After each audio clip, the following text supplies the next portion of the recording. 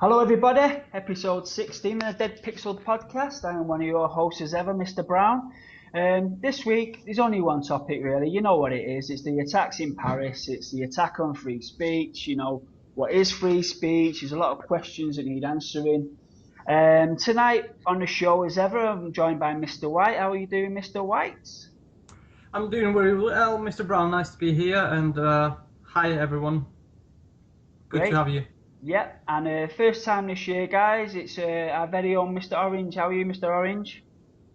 I'm good. Happy New Year to everyone. Nice to be here as usual. Thank you. You super. Okay, guys. So freedom of speech. I mean, Mr. White, start us off. What the hell is freedom of speech? Well, for me, personal freedom of speech is where you can you can announce to to your surroundings that you're not happy with something or you're happy with something. So freedom of speech is basically the way to express yourself, no other people know, and be allowed to say that without censor. Right, censor. You know, Yeah, so like, yeah, of course, censor. Yeah. Yeah. So it's like an autonomous will of where I can say what I want to say, Yeah. to get my feelings across. And would you That's say, no matter how sort of controversial or how angry you might seem, is that acceptable? Is that your kind of free speech? Not really. I think free speech needs to. It's not censorship I'm talking about, but I'm talking about that there is should be some kind of a manners within the free speech as well. Because lots of time I can see the people misunderstanding free speech with insults. Okay. Insults and free speech is totally different. You can't freely say what you think about some situation and everything, but you cannot just. Uh, with it insult everyone else with no matter what, you know. And I'm talking about real insults. I'm not talking about for example, you have watched the movie and you thought the movie was, you know, comedy, and you thought the movie was really a drama, and I'm coming to you and saying, well, no, it was quite funny, so it is a comedy. This is a normal conversation. This is not to do with the speech, and you just normally expressed your feeling about situation. But if we're talking about the recent situation with the Charlie Hebdo, where the people being killed because they used a caricature on one of the religious leaders, and then obviously by that doing so they angered a lot of people, the followers of that person, right? Which is, I understand why there is a lot of anger, and you know, not even an anger. For example, for me personally, I would think so. The religious person would be really hurt by, you know, by some really bad and insulting picture, really exposed. For example, I've seen few and I really didn't like it, and I'm not Muslim. Don't get me right. So for the listeners, we're talking about sort of pornographic-ish, cartoonish, pornographic poses of the Prophet Muhammad. Yeah, That's right. that's Yes, the pictures we're talking about here. Okay, that's right. I think it's a little bit too far.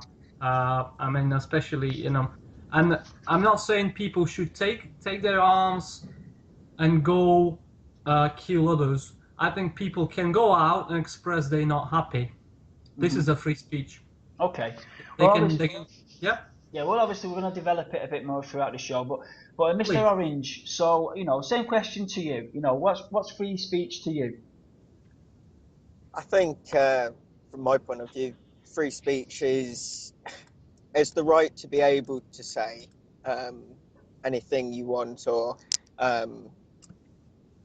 put across any expression you want.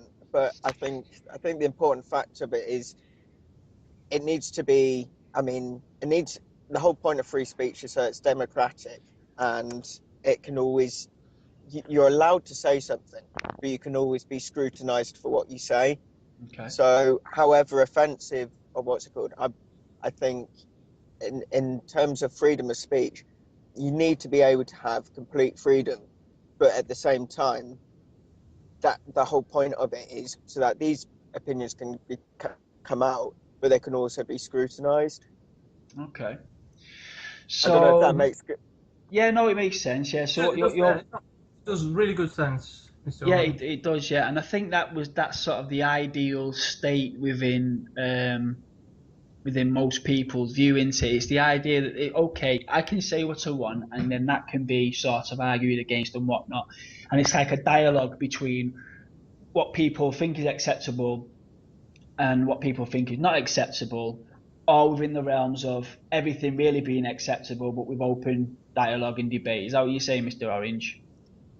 Yeah, I mean, you say something which is profoundly offensive and angers many people, then you will ideally you should receive kind of the backlash from that, not in terms of violence, but in terms of sort of public opinion being viewing or the consensus of what you've said or what Yeah. you've depicted Okay. is analysed, and if it's found and it's the majority of people find it very offensive, Yeah. then you will get that back to you.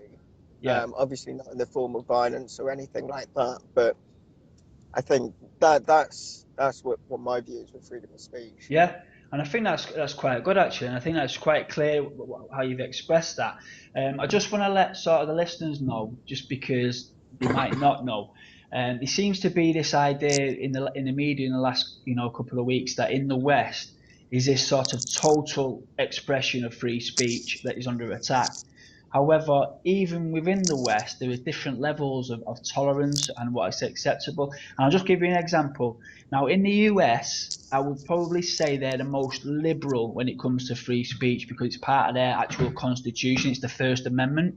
So you can pretty much say what you want in America. In fact, I think you can say anything you want. Whereas a country like the UK, it's actually illegal to say either sort of racist or discriminatory language against minorities. It's like hate. It's classed as a hate crime. Mhm. So it's not even within Western countries clear cut about what free speech is. Um, my view is that even though I would like to have free speech in the way that you've expressed it there, Mr. Orange, and I do think it's quite a nice way of thinking about it where you can say anything and put it into the public domain, and then if there is a backlash then you should be open to that backlash and whatnot. But I do think what Mr. White has just said, and I think this is where it gets a little bit, there's no real right and wrong, but I Mhm. think Mr. White sort of touched on sort of minority groups or religious groups, yeah, who hold things sacred, whether that thing is just a load of crap at the end of the day. It might not be, and whether it is or isn't, people, there's 1.5 billion Muslims in the world who No, hold no, it's not five Muhammad. billion.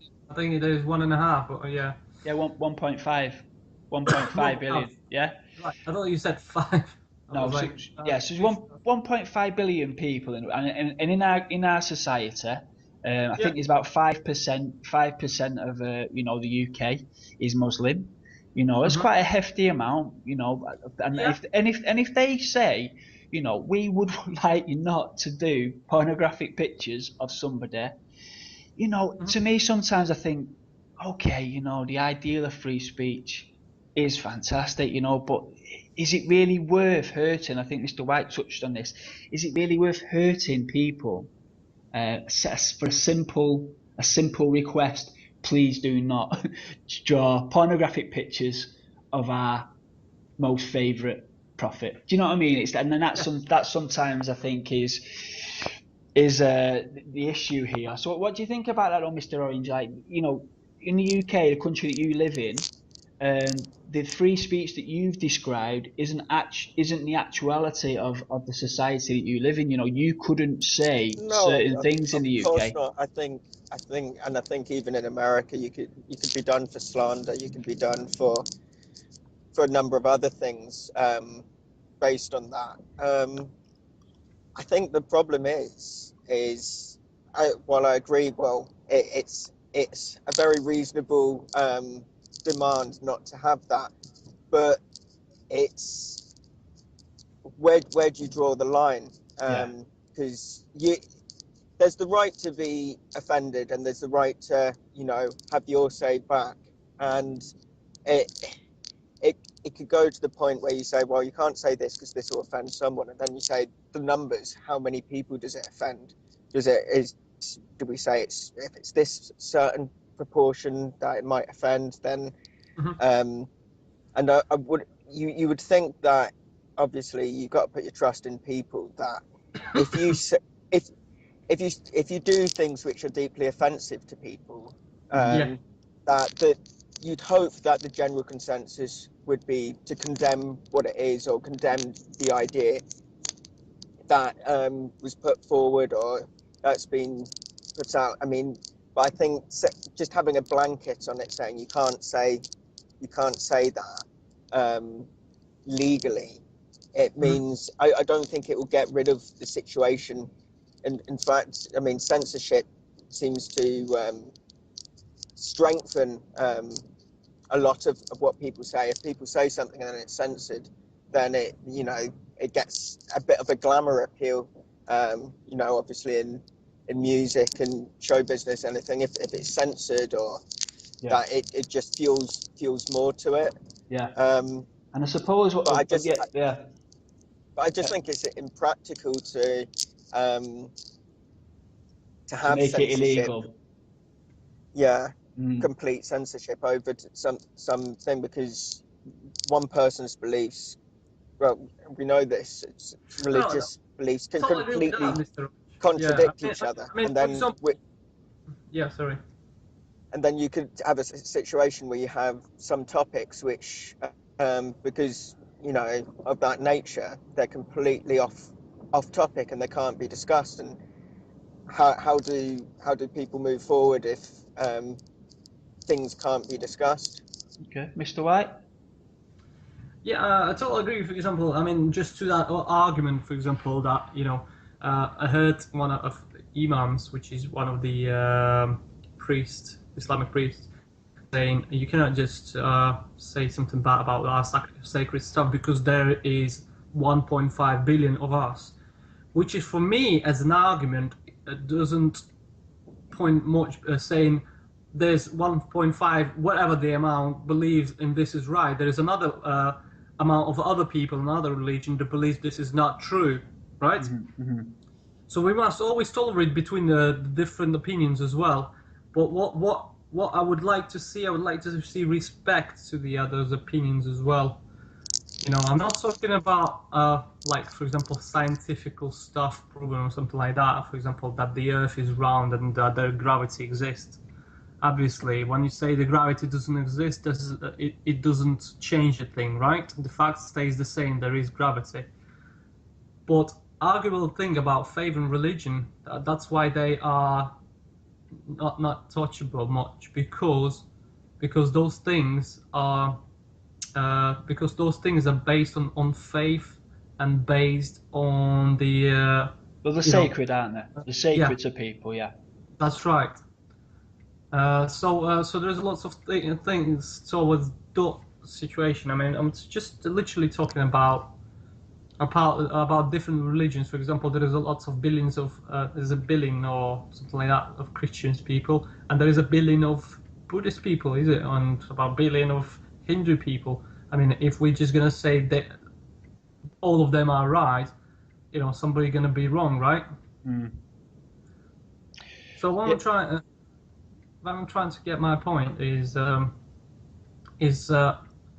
just a bland question: should or should not Charlie Hebdo, drew a picture of the sacred religious person in their books, mocking them with really inappropriate pictures? Yeah. What do you think, Mr. Orange, Mr. Brown? Yeah. Well, the thing is, I think what's interesting here, and again you've touched on it, Mr. White, religion is. Now I understand what Mr. Orange is saying. He's saying it's almost like a slippery slope in it. Okay, so if you bring in a law and say you can't do this, Okay, then there's going to be somebody else that pushes the envelope slightly. Right, well, you said you can't do that. Well, what about this? Before you know it, you've got a number of laws where you can't say this or that, and before you know it, you're tangled up in legalities, and no one can say anything. So Yes. that's kind of a danger that I can see the argument for. Now, I'm just wondering, as much as that's potentially true, when it comes to religion, if we were to say, right, within a secular world or within anything outside of religion, everything's fair game, but because of the sacredness of religion, whether you're a Muslim, a Christian, a Hindu, or whatever, if we were to say, right, that kind of language or that kind of innuendo or whatnot shouldn't be allowed because religion is it's a part of humanity, yeah, but it's an elevated part, like a sort of a metaphysical part, a spiritual part that no one can prove either one way or another. That's right. Yeah. Maybe that should be exempt. I mean, what does Mr. Orange think of that? I mean, I take your point. What you say about I mean, I'm arguing based on what falls in the realms of freedom of speech. I yeah, think it comes down to, and it's maybe another argument is how important freedom of speech is. yeah. But Because obviously with that situation, that's not complete freedom of speech. Not no. that that necessarily exists anyway. Yeah, but what I Um, mean is, Mr. Orange, there, if we were to take your point, but if we exempt people's religious beliefs, that's one yeah, aspect. sure. It's just this sort of one aspect of humanity into that people are very, very touchy about. Let's be honest. If we were to exempt religion, say anything but religion, would that be acceptable to someone who's described freedom of speech in the terms that you have at the beginning of the show? Or are you still at the point where no, even religion? Well, personally, I think, well, I mean, obviously it wouldn't be complete freedom of speech. I can understand why it may be useful in, you know, countries to avoid certain things. Um, Yeah. I personally I personally think um, I personally believe in freedom of speech, and I think it doesn't matter whether you censor things. It that people say stuff behind closed doors or in other situations. You can't, you know, you can only censor what goes out publicly. Yeah. Um, But say in this as case, if this in if you know if France had a law that said religious tolerance has to be abided by whether you agree with it or not. Therefore, no, stupid cartoons of Prophet Muhammad in pornographic pictures. Whether these people spoke about this in their own homes and ridiculed Islam in their Yeah, own sure. homes, it would have stopped publications going out. And the thing is about this publication. Now, if from what I read, there was a fire. They actually tried to firebomb the place once at one point, and they've tried to get at this office before. This isn't just sort of out of the blue. They've had death threats, and they've Yeah. had So this isn't And out of I the think blue. and I think they've also had general condemnation for having put out the original magazine and this is what I mean by the fact that instead of the actually putting a law in place, the Mhm. fact that people will then go back and I think obviously the majority, I mean, pretty much the whole Muslim population, and I'd say I don't know, but personally I don't I didn't agree that with what they did, but by the same by putting that out, but just because I don't agree with that opinion doesn't mean it's it shouldn't be something which is allowed to be put out, and then you get that condemnation back or you get that um, opinion back. I think you, you say about saying religious any religious things that are they're off the table in terms of anything, then again, I'd say with that, where do you draw the line? What do you say? What constitutes Mm. um, offending? Because people can take offence in any number of ways at something which some people might think is quite slight and other people might say it's quite extreme. Yeah. People falling out in the church over slightly different practices. So how would that be implemented without basically a blanket ban on talking publicly about any religion, which well, surely derogatory terms, yeah. I mean, obviously, not a blanket ban talk about religion, but in a but derogatory manner, sort of thing. but what about religions which I mean, obviously, say if you had a religion which is by our standards very Yeah, yeah, there were like parts of it pagan, that we didn't whatnot. agree. Yeah, so Yeah, you've got, I mean, you just because a number of people believe something doesn't mean it's completely right. Nazi Germany, you could say, well, these are a Christian country who are all nationalists and they believe this. We can't offend them because yeah, and that's you know what? Christianity is entwined with that, and that's a Very good religious point thing. there. So Yeah, something like that, because yeah, say you can't go there. yeah, no, I mean that's a good point now because I know Hitler did use a lot of occult sort of Yeah. religious type ceremonies. Yeah, I know what you're saying. I don't think we're going to get to the bottom of this one, guys. I'm just going to move it forward a little bit if that's okay. It's all right. What do we feel about sort of the wider implications of this? Now, you can look at this as being about free speech from the West, the attack on, and you could look at this as being a singular event based upon a couple of fundamental Muslims didn't like it, some pictures, and so they attacked this thing. But the wider argument a lot of people seem to make, and I think I fully agree with this, isn't this just, put it this way, if everything was all hunky dory in the world, right, and the world was nice and harmonized, yeah, and all religions got on with each other, and nobody had invaded anybody else, and everybody was, living a lovely lifestyle, is it realistic to think that some Muslims would be that pissed off with some cartoon drawings that he would kill, the people that did it?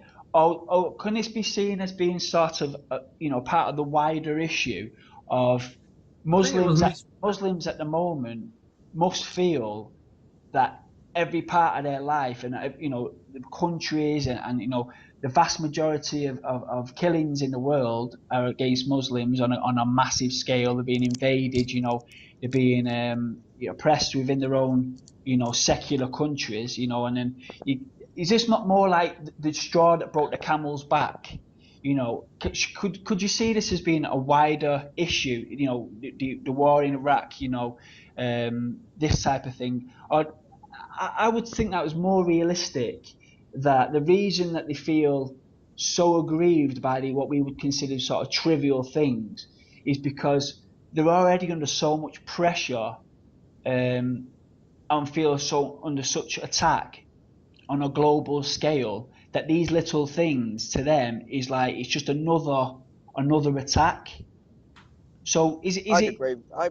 is it fair to I just would see agree it with as that. just a singular event, or is it not just it's a symptom of the causes of the last, the invasions and everything of the last 10, 15, 20 years on Muslims? Would you say you would agree with that, Mr. Orange?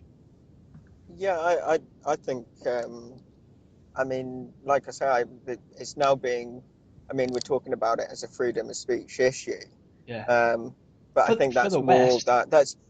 that's more that's been put across through the media from the West but um, it's from the other angle. I mean, Muslims can say something and be seen as very easily seen as hate figures or something, even ones which aren't actually preaching hate. Hmm. um, they might view that as a freedom of speech issue. Hmm. I think something like that, I think, yeah, it's caused outrage, and it's a public thing, and I think it's just, like you said, I think it's just fuel to the fire. Yeah. So this is more of a I don't. symptom of the last 20 years within the Muslim world, and it's not. It shouldn't really be seen as a singular event, should it? Would you say I so, don't Mr. White? think Do you so. think this is just a, it's just really this is just about one little publication that drew a few pictures and enraged a few Muslims, or would you say it's a symptom of the last 20 years of Western foreign policy towards Muslim countries? I mean, put it this way: the media, the mainstream media, are not making any connections whatsoever, as far as I can see, with anything other than this Yeah, publication, these cartoons, these three Muslims, and for them, that's the whole narrative of this story. There's nothing bigger than that. that's true. That's true. Yeah, that's So, true. I I mean, mean, how do so you many view things. it? I totally agree with your statement. I mean, like the media. I mean, at least the Western media. Some of the Eastern media, they actually put this point straight away, saying saying that it's running within the deep. I mean, if we're talking about the how many Muslim type countries they invaded for the past 2 decades is just unbelievable. Before after the Second World War, there was no such massive invasions amount that the Western countries did so far.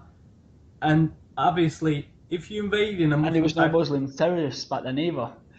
yeah, well, that's the thing. They claim to go against terrorism and everything, don't they? Which is a totally bollocks point. Bullshit. I mean, they have totally different reasons to invade those countries and everything. Wrong reasons. That's the thing. But they claim it to be their terrorism and everything. And then I hate when they also try to make a picture of the terrorism to be Muslim. There's, there is a lot of terrorism from the Christians. There is a lot of terrorism from the other religions or non-religions, atheists. Uh, and I hate when they try, and that's what Muslims people think. I spoke to a lot. I got a lot of friends who's Muslim, and I spoke to a lot of people, and they have that basic feeling that that a normal Muslim, normal person who believes in Islam starts to be considered to be a terrorist, which is a work of a mass media demonizing the religion and putting the always in the grey shade, and Yeah. that's the outcome. You feel you've been pressurized for 20 years, countries been invaded, families been destroyed, killed, lots of children, and all the people. We're talking about Iraq, Libya. Lots of people are lots of sanctions, embargoes, and invasions happening Yeah. towards, and then this is pressurized. This is always on the back of your mind, and obviously, this is why your actions sometimes will be more aggressive, more type of instinctive rather than the well thought. Yeah. Obviously, if those two guys, those two brothers, will be thinking a little bit deeper, they will probably choose a different path, choose not to go with the arms standing in Syria fighting for the Islamic State, but get into the trying to prove their point different ways, more liberal, more understandable for the Western people. Yeah. But that's the thing when they, because you've been with such a pain, you basically. I'm not trying to excuse them. I mean, what they did, it was horrible. I mean, they choose to make an actions and they, kill the people. Mr. Brown. Yeah, I was going to say that I do think, it's not unreasonable to suggest that in the Western media, if a Muslim commits a crime, then Islam is blamed. Whereas Yep. if a Christian commits a crime, the religion is not even brought up. It's not even Uh, it's not even an aspect of the crime really. It's just that I must person. say, yeah, I must say, generally most situation will be that the Christian religion wouldn't be brought up, but I must say there is a situation where the religion would be brought up and would be blamed as well, because unfortunately mass media are most of the time are non-Christian based, Yeah, atheist based. That's yeah. what I'm saying.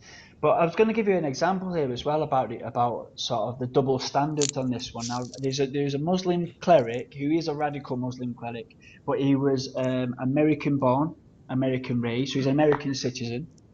Yeah. And what he did was he went over to I think it was Syria, and was giving sort of might have been Pakistan actually. He was giving speeches, live on the internet and all that, to say Muslims need to stand up. And he was a fundamentalist. He was saying, need to stand up. We need to overthrow the Western powers. And it was quite a violent rhetoric, but it wasn't mindless. You could see his logic and everything like that. Yeah.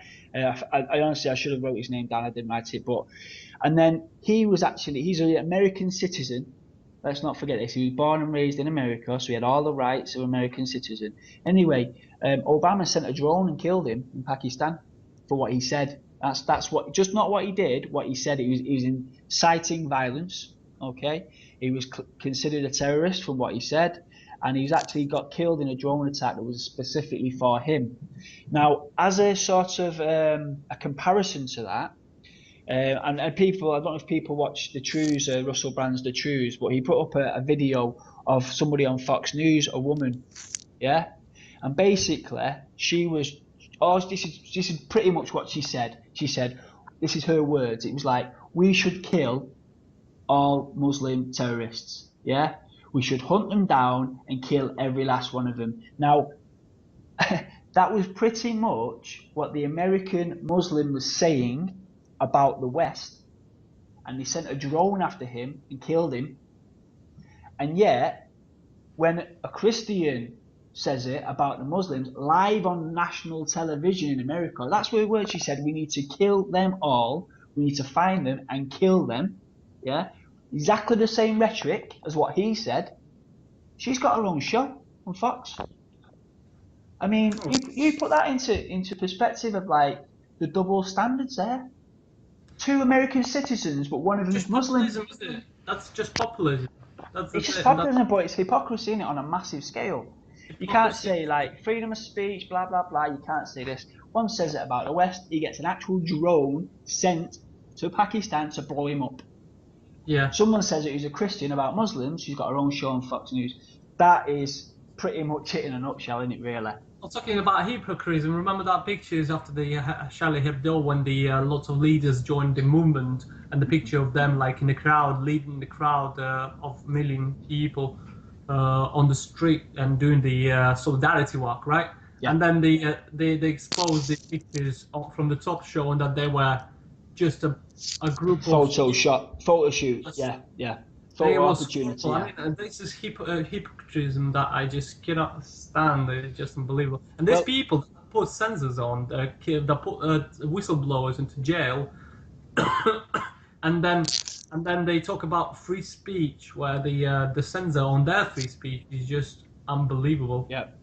Well, we discussed it just before the show, Mr. White, but there's a group there, a respected journalist group called Reporters Without Borders, and they actually released a statement on that picture, that exact picture that you're talking about. Yeah. And they were basically saying they were appalled, yeah, that these leaders were political point scoring, yeah, when they highlighted in that crowd, they highlighted the leaders of Egypt, Russia, Turkey, and the UAE, right, who, out of 180 countries that Reporters Without Borders index as being regards to free speech and journalist freedom, they range from 118th in the world to 159th in the world worst.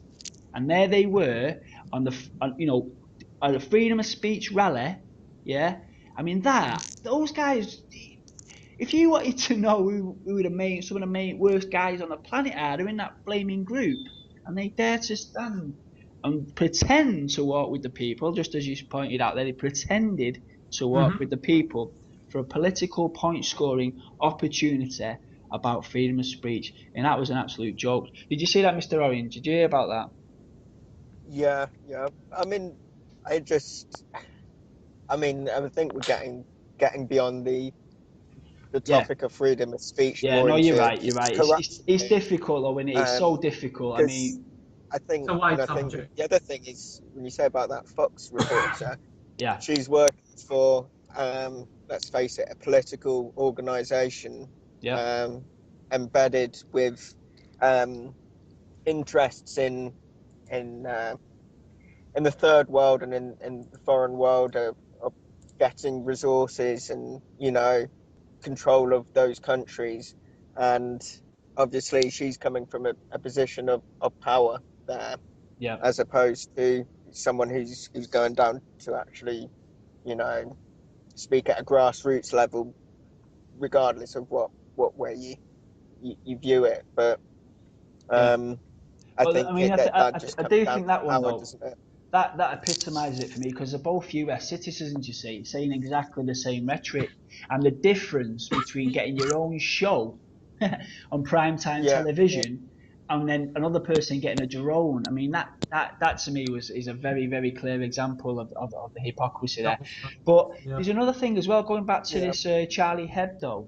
In regards to the free speech, I don't know if you guys know about this, but in 2009, one of the founder political cartoonists was sacked for doing an anti-Semitic cartoon, which was mocking the former French president Sarkozy's son with a wealthy Jewish woman. Mhm. So the same publication, yeah, one of their Yeah. cartoonists was actually sacked for doing an anti-Semitic cartoon. Again, that's quite a double standard. I mean, we're talking about the same publication who have just called out free speech, free expression. We should be. This is an attack on our free expression. One of their own cartoonists got sacked in 2009 for slagging off the Jews. So it's almost like you're allowed to slag off the Muslims. You're allowed to Well, you- you're allowed to slag off the Muslims because you're at war with them. You're allowed to slag off the Christians because they don't really care if you do or Yeah. you don't.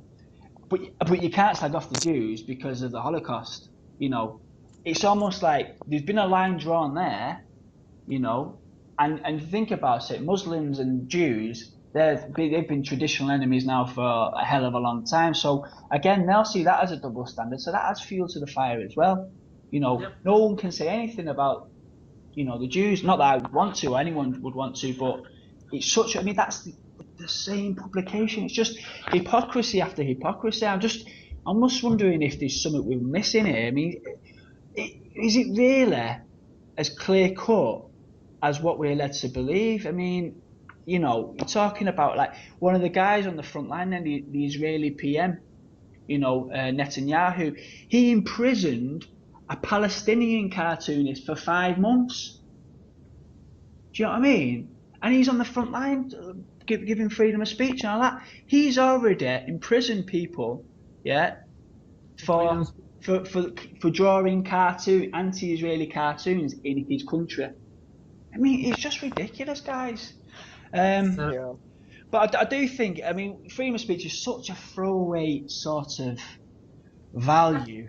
But I think what we've proved today, guys, is none of us really know how far we're allowed to push it, even in countries that claim to have full free speech. Do you? I mean, we don't, yeah. and there's no really clear-cut answer to that, is there? Yeah. So Well, but nobody needs a clear answer. That's the problem. I mean, nobody needs to put the a total brackets because otherwise they won't be able to maneuver it. You see, yeah, nobody will be able to stretch it to one side or another. So yeah, that's what I see it. I think the main thing you see is that there isn't, as you say, there isn't freedom of speech. It doesn't exist anywhere no, in its pure form, no, and Yeah. as much of it's an idea, and again, it comes down to how much you value it. But obviously, in an ideal world, you wouldn't have this kind of hypocrisy and corruption that would just use it as a tool anyway. yeah, But that's basically how it's used. It's used as a tool, and it's used for yeah, political reasons rather than as its own yeah. ideological purpose. Well, and just finally, actually, guys, I just want to bring this to your attention. The week after that, the tragedy had happened in France, here in the UK, straight away. I mean, this blows me away. So we're all, in the streets for freedom of speech, and the week after it happens, David Cameron comes out and he's basically saying we're going to have to put in place powers, yeah, more spying powers. Um, Yeah. Yeah. to To to the intelligence. stop terrorism happening. I mean, is That is that just horrible. taking the piss, man? I don't. It But is. people are like, yeah, I mean, are people that It's like, stupid that they will it's one day unbelievable. Yeah, on yeah, the true. street for freedom of speech, yeah, and free expression, and then the next thing they're using it to keep us trapped and to spy on us for the That's off right. chance. How can you stop That's somebody what I hear when they say. spontaneously going out into That's the what I hear when street? he said. Sorry, Yo, Mr. Brown. That's what I hear. Right, okay, guys. Terrorism happens. We need to stop it. So, to stop it, let us put cameras in your houses. You know, okay? Because we need to see what's going on. Something like that, you know? Like, put the cameras in your bathroom, in your shower, in your bed. You know, just spying on everything on you. Just yeah. because, But just because that I think happened. It's horrible. You know, that's why I say I it's think just Go on, Mr. above sorry, Orange. go. orange. I was just going to say, I think that they've also proved that with all their technology and all the spying and that, they can't actually, you know, they can't actually do anything about it. They can find out how it happened, why it happened afterwards, but they're not actually able to particularly stop it happening in the first place. No, but normal people knew that that's what's gonna happen eventually when you're gonna give them powers to listen your phones and everything. You're gonna be spied totally and completely. Oh yeah, I agree. I mean, And what I'm then saying when is the all of scandal this came out, spying and this, it doesn't really do anything anyway because there's nothing stopping true. someone picking The up a thing is, gun it and will be going and used. shooting a load of people. It will be used in wrong. What do you call it? In wrong deeds. It's not going to be used to stop terrorism. It's going to be used to get intel, financial intel, or to get the better deals for your country, and that kind of Yeah, stuff. That's what sure. US were doing, and it was been proven as well. Because you know, to put a better point within the negotiations and everything. So you But see, I mean, that's the real agenda, isn't it? that's right, yeah. But then they're covering and just just throwing dust in our eyes, saying, "No, no. What we need it for is just to stop terrorism, and just one or two people in the world. We need to find out, make sure that one or two people that are planning to make a terrorist attack would be stopped. It's not gonna happen. You're never gonna find out. I mean, it's just Yeah. there's I no mean, way to stop two people. yeah, I mean, it goes back to that idea of they're trying to treat the symptoms rather than the cause here. So rather than face up to That's a what good point, Mr. Brown. what the fuck they're upset about, yeah, on a global level, and why people become disenfranchised and why people become radicalized, rather than deal with that because it's complex and it means that they're gonna have to pull out of countries where we don't belong and stuff. They say no. Let's like you say, let's have a camera in every fucking street, and we'll stop them before they got their hands on your neck. I mean, I'm not interested in them trying to fix the symptoms of this. I'm trying to work out the root cause of it. So you don't need the cameras. The cameras are the last resort when everything else is fucked, and you've decided not to bother to trying to find out why they're really upset. It's just let's catch them before they shoot you. That's true. It's such a backward way of looking at it.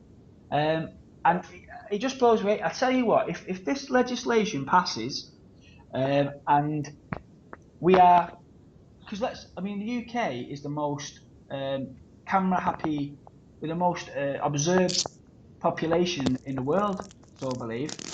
Per square mile, there's more security cameras looking at UK people than anywhere in the world. I mean, is that not enough? Is it, if you're going to bring in more, I would seriously have to think there's an underlying agenda here. I'm not saying that this was a setup. Yeah, I've absolutely no evidence that it was. I'm not going to go down a conspiracy road. I don't need to because it's not my point. And I'm not saying that they were thinking, oh, brilliant, this has happened, now we can do this. But they certainly wait for these things to happen. And when they do, they're already, I mean, this legislation wasn't written overnight. This is something that's been on a back burner, obviously waiting for something to happen. So that now's the time to bring it in, you know.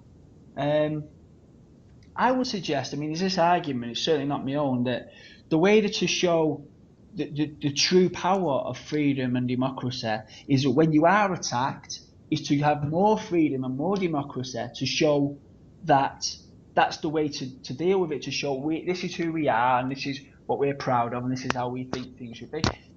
The idea of enclosing yourself into an armor-proof capsule, yeah, where you have this sort of freedom within it, but everything outside of it is just hatred and whatnot. Is But not that's the what way they to did, live didn't it. they? When the situation happened, Mr. Brown, what they did, they just reprinted the caricature of the prophet that they insulted within the million tirage, with a million copies. This little journal only did like 30,000 copies per journal. After it happened, it went viral like millions of them. Yeah. How? I mean, that's what I'm saying. And they saying this is, because we have free of speech, so that upset even more people. But we don't have You know? freedom of speech because the same publication sacked a cartoonist for slagging Yeah. off the Jews. It's a True. joke. It's an absolute joke, isn't it? Mhm. I struggle with a story like this and an idea of free speech. I struggle to find any firm foundation in any argument or any example that's given. Do you know what I mean? Wherever example, oh, this is what it is, or this is how it should be. It's built on sand. You only have to look into something a bit further back and think, well, actually, if that's true, then why did this happen? Or if that's true, then why was that person at that march? Or there's nothing pure. I don't think anybody has come out of this well. I don't think, um, certainly not, the perpetrators of the crime haven't. Obviously, they've not. But I don't think the West have come out. It should have been a glorification. It's supposed to have been a glorification of one of the great ideals of Western civilization, and yet it's absolutely full of holes. And also, as well, is it even a West? I mean, I don't know. I don't know if we've hijacked this idea. Maybe it is. I'm not 100% sure, but to me, I don't think we've come. Nobody has come out of this situation with any sort of credit. Do you think that, Mr. Orange? Do you think the people that published the cartoons? Do you think the leaders that were at the march? Do you think this concepts of freedom of speech? Do you think any of this has been advanced with how it's been reported, Mr. Orange? Uh, sorry, I'm not sure what you're asking me. Are you saying What that I'm they saying, look? what I'm saying is that the euphoria after this was supposed to be, we will show the world the value of freedom of speech as being a pure entity within the West that we can hold up and glorify. Yeah, has that Yeah. really come across as being all that? When you think about Oh, when you of think course not. about the same firm sacked someone in 2009 for anti-Semitism. Yeah, the I think. leaders that tried to political point score at the rallies, the fact that the leaders were separate from the people marching, even though it was portrayed as though they were part of the actual crowd. You know, has anybody actually got a clear view of what freedom of speech is? If it's so good and so grand and can be glorified in such a manner, how come nobody can actually tell you what it is? Has anything come out of this in a positive light? Because I certainly can't see any of it. No, I don't think. I mean, I, nothing to me has come out in a positive light. I think it's. I think maybe the only thing is that the only positive thing is maybe that as a public we're more aware of how the political system is being played these days. That we can notice these things. We can notice the point scoring. We can notice all the contradictory Do you know what, Mr. Orange? events which have happened. But but you're right. It doesn't. I mean, that as far as they can see, they've used this situation. The Western world has used this situation to further Islamophobia. Um, Yeah. and I think they will have done with the majority of the public who don't go into these depths of fact. They'll just read what they've seen. They'll just see it on the TV, read it, and a little bit about it, and that's it. As far as they're concerned, they've not gone into the deeper issues. They've not gone into I think anyone who's politically minded will be able to see these things and see it for what it is. But Yeah. I think the average Joe on the street probably won't be putting in as much Do you know And what? From what you've said, I think what it has done, I think it's polarized us more. I think people that can see the bullshit through the bullshit have become more sort of more armored for future bullshit.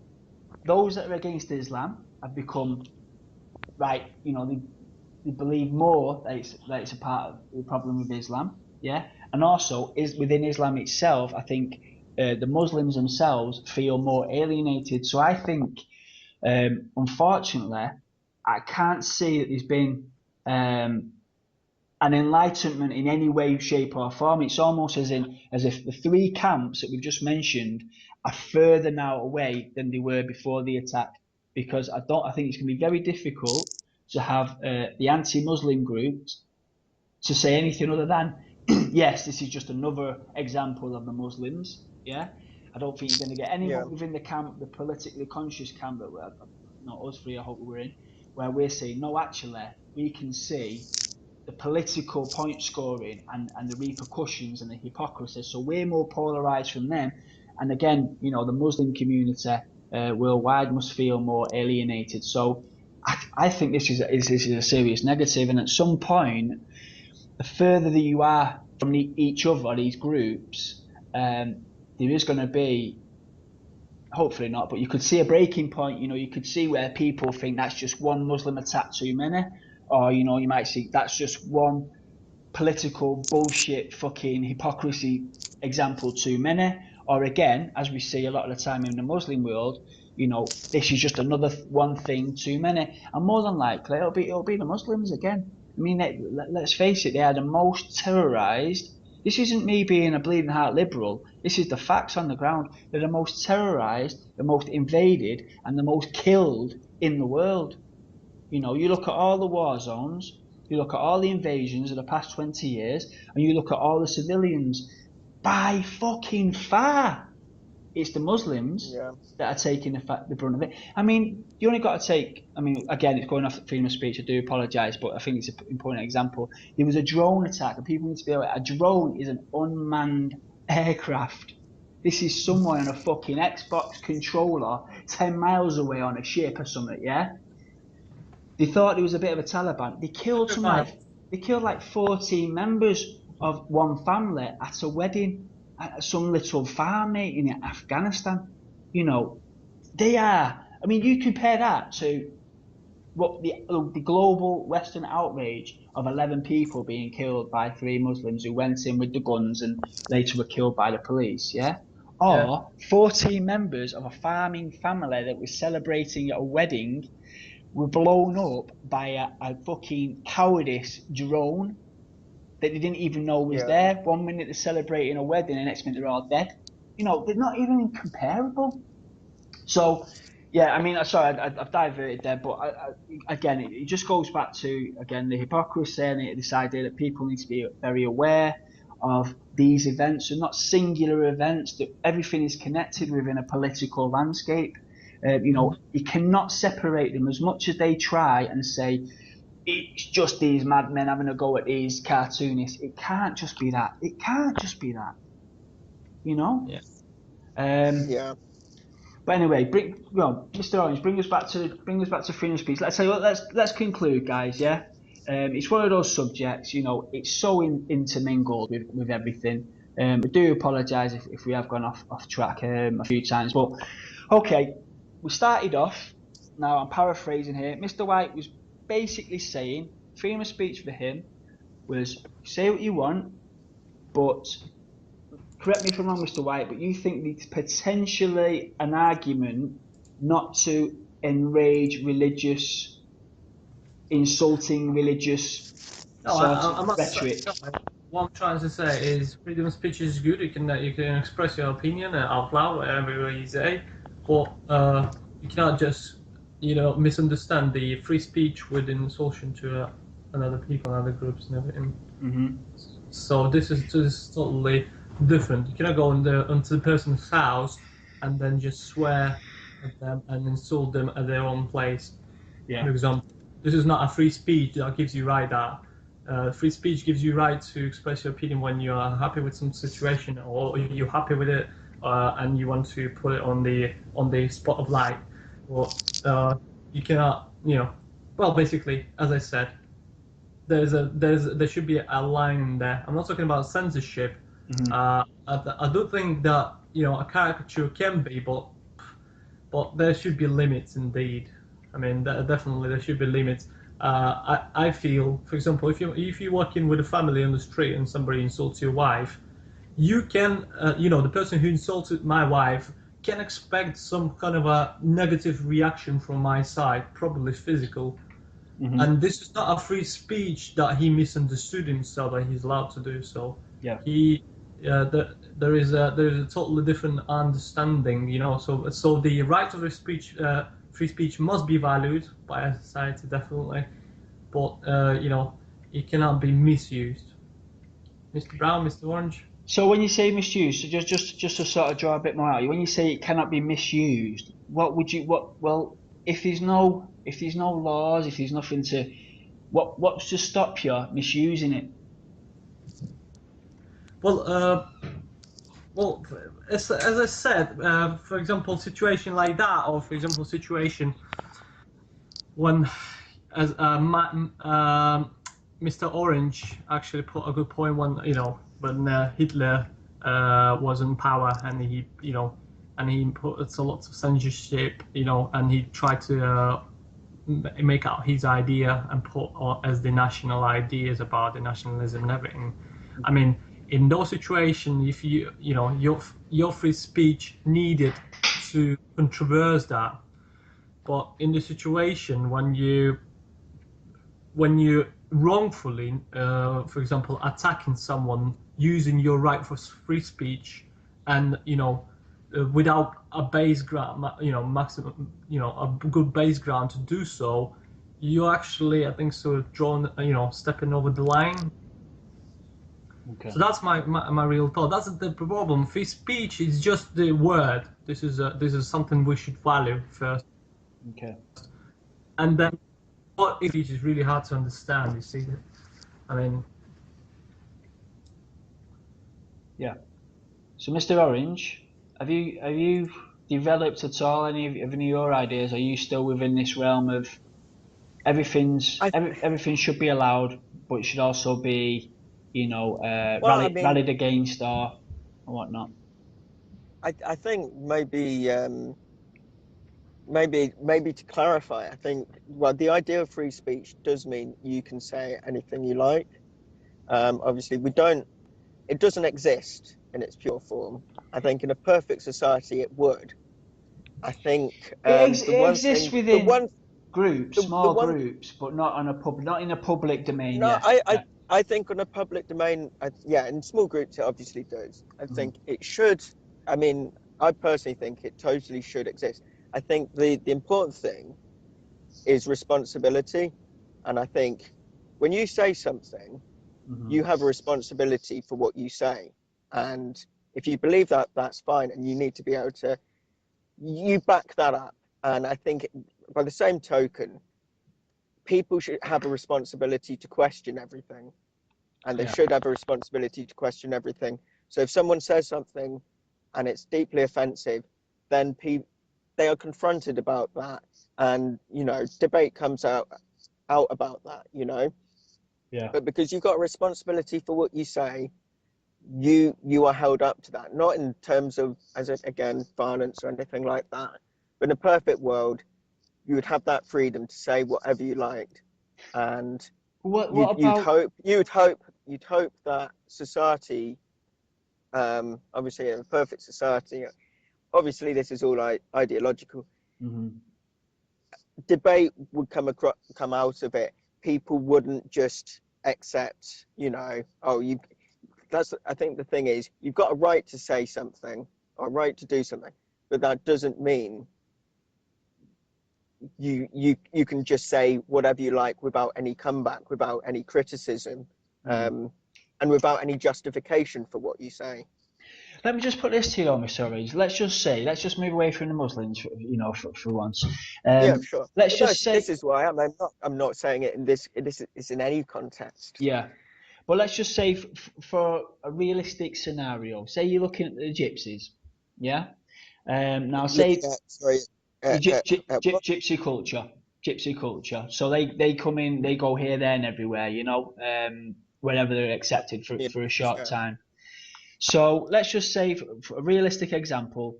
So this idea of you say anything and then there's got to be a debate about it and you've got to be able to back it up.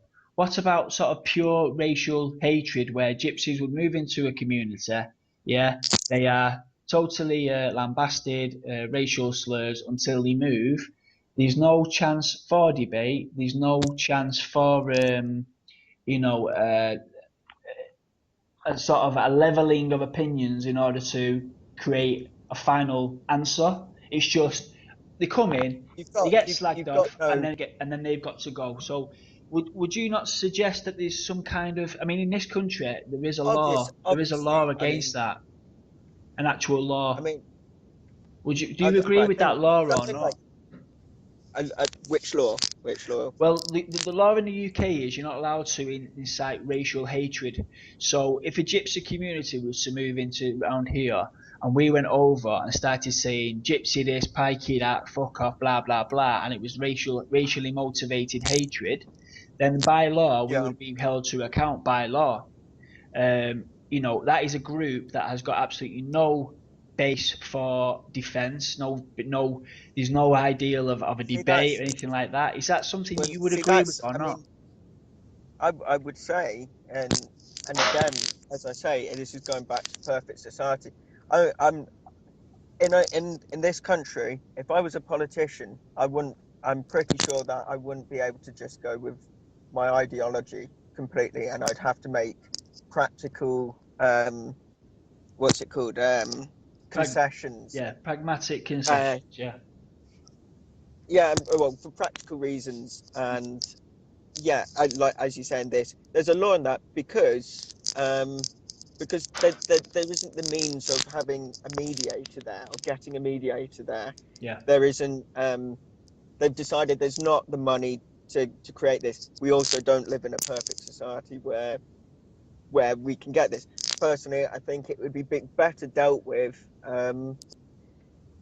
if you got representatives of each parties to go and meet. Obviously, taking them away from that. If, as I say, if someone's making a racial slurs, they're not going to be making those racial slurs if they're in some meeting room with we're trying to put across their side. Obviously, them making them racial slurs just when there's no fear of comeback. It comes down again to responsibility. They're not taking responsibility for what they say. Are they? They're generally just shouting off, So is that, meaningless. yeah? So is that more of like a community based example of how to settle differences rather than the law stepping in because there's been racial hatred and someone getting a prison term?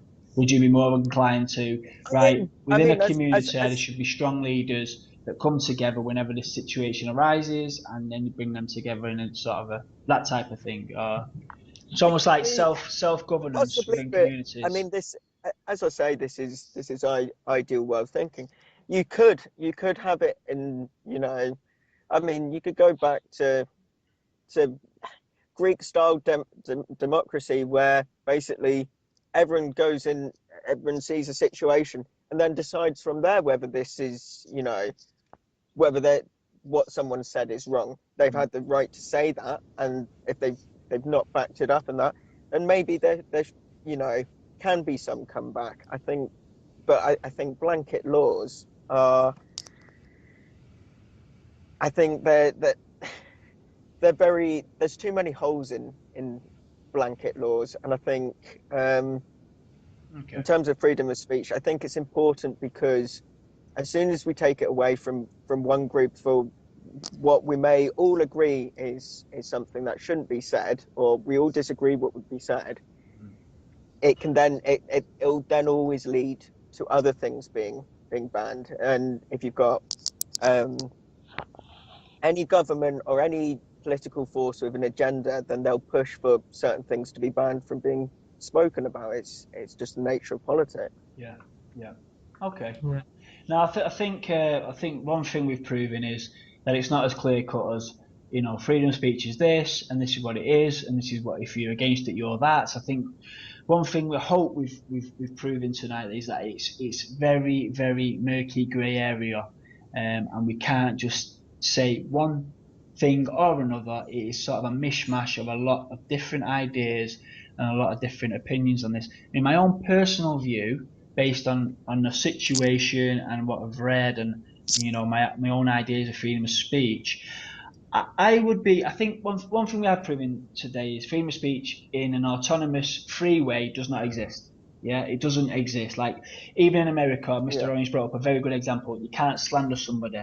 Okay, you can pretty much say anything in a political sphere and blah blah blah. But yeah, there is no freedom of speech, guys. That's the first thing. So if we admit to that, then I think we've already realised that there's some things that you can and can't say. Now, there should be open and honest discussion within groups within society, minority groups and whatnot. And I think a good way to evolve together is to keep these, never close the door on this, never say, right, you can't say that, okay, that's a 10-year law, yeah, but it's almost like a fluid law within an open dialogue within all groups and minorities. I mean, for example, here's a good example for you. I don't know, Mr. White, you might not know about this, but it used to be terms in England for black people known as gollywogs.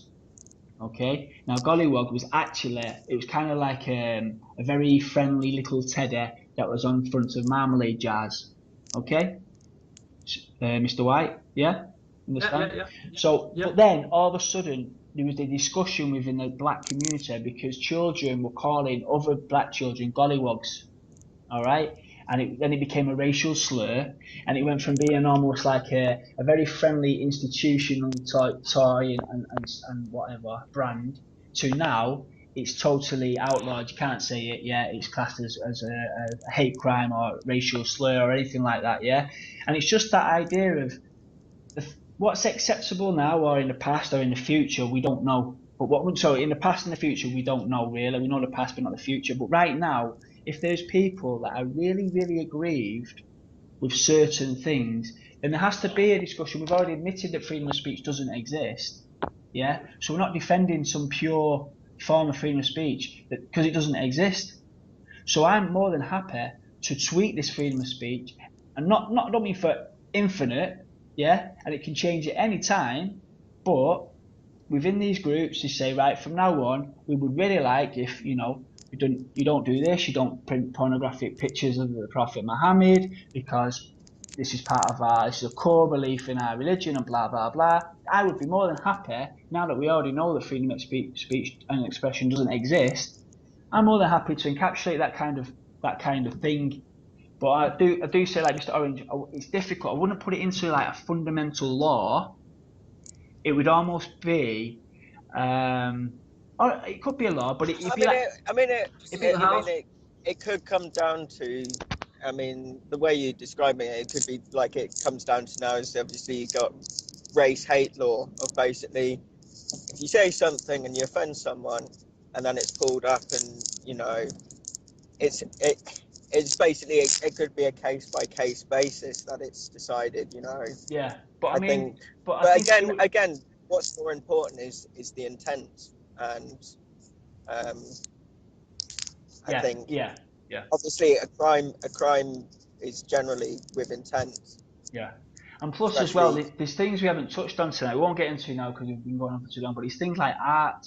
I mean, art expands and evolves and revolutionizes because freedom of expression is the best engine for things like art and music and those types of things. If you start to say, you can't do this, you can't do that, you will certainly get at some level, you will get an inferiority within things like art, which I deem to be important. So, for example, there's music there or there's art there that you might absolutely think is gruesome or horrible and, abhorrent.